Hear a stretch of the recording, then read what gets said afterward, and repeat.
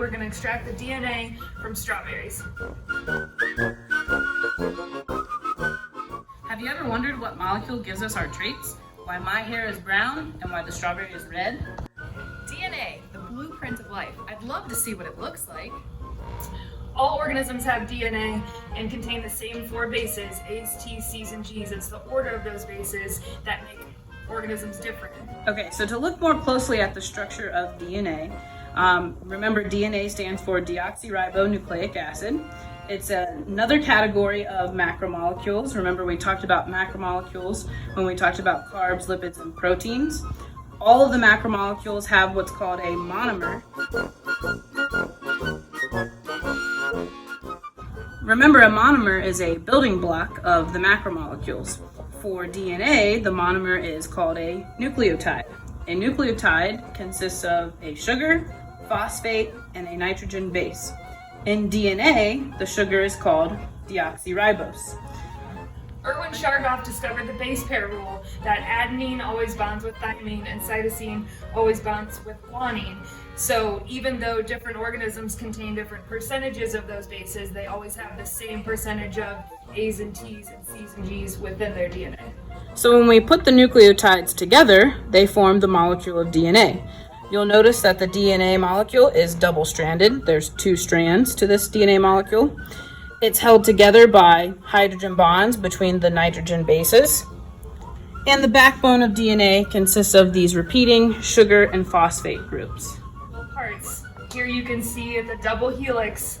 As it folds up, we have a sugar phosphate backbone, and then we have 4 different nitrogenous bases in the middle, connected by hydrogen bonds. So we have adenine and thymine, guanine and cytosine are the nitrogenous bases. Then we have repeating units of sugar, phosphate, sugar, phosphate. Today we're going to extract the DNA from these strawberries. Since the DNA is housed in the nucleus, there's a couple steps we have to follow in order to pull that DNA out of the nucleus so we can see it. Mrs. Markle, why are we using a strawberry for this lab?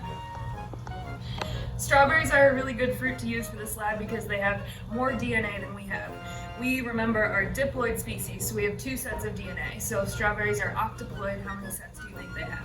Okay, so now let's begin to extract the DNA, meaning pull it out of the strawberry.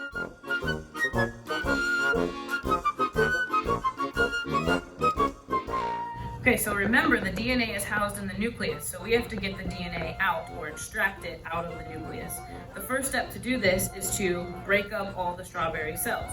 We're going to do that by mashing up the strawberries.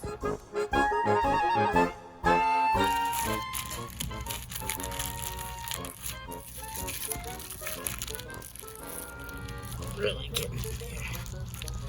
So now that we've mashed up all the strawberry cells, the next step to get to the nucleus is to dissolve the cell membrane. This is our extraction solution. It contains soap, which will dissolve the cell membrane, and it also contains salt and meat tenderizer that will help dissolve the DNA out of the solution. Okay, now we're going to pour the extraction solution into the strawberry mixture.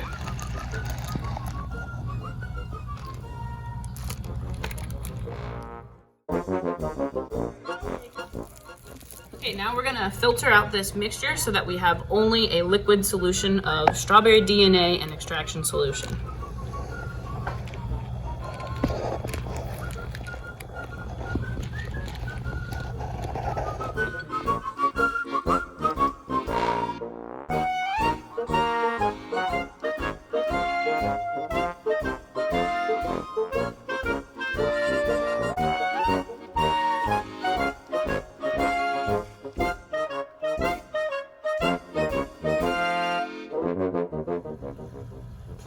Wow, nice job, Miss Isaacs.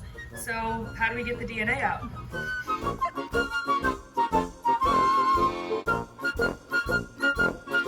And the isopropyl alcohol, which will force the DNA to precipitate to the top layer of the solution.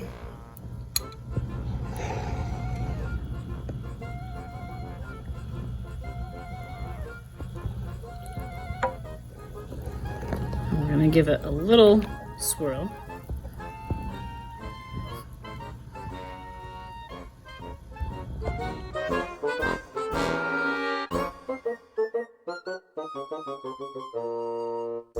And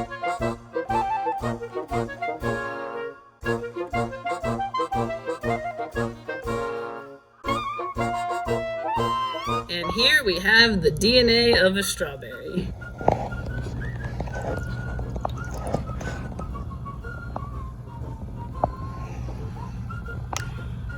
Extracted from the strawberry doesn't look much like the DNA model that we're using. So how do we know that it is actually a double helix? In 1952, Rosalind Franklin took an X-ray image of DNA that Watson and Crick later used to determine that it is in fact a double helix structure. Since you didn't get a chance to do this in class this year, we'd like for you to try it at home with some other source of DNA and send a video to your teacher for some extra credit.